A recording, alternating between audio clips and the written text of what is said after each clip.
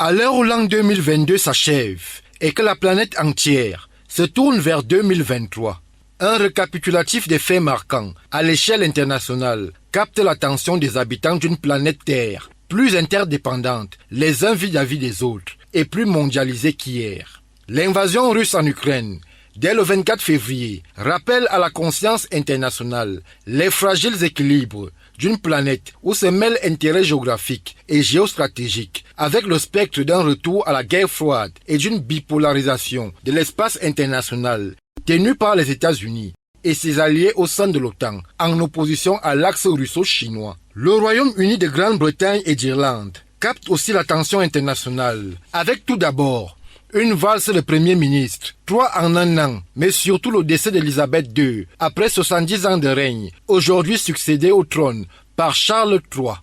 L'Afrique présente à la COP27 de Sharm el-Sheikh en Égypte demeure sujette à des instabilités politiques chroniques. La région ouest africaine du continent s'illustre par les coups d'État en Syrie, au Burkina Faso, au Mali, en Guinée-Conakry, faisant craindre au sein du Conseil de sécurité des Nations Unies un recul de la démocratie. Même la région des Grands Lacs n'échappe point à cette fièvre, avec ici et là cliquetis d'armes et bruit de bottes. Présent à la Coupe du Monde Qatar 2022, remportée par l'Argentine, le Cameroun sous l'éclairage du président Paul Biya redéfinit la coopération, la dette africaine et même l'aide internationale au sommet États-Unis-Afrique à Washington.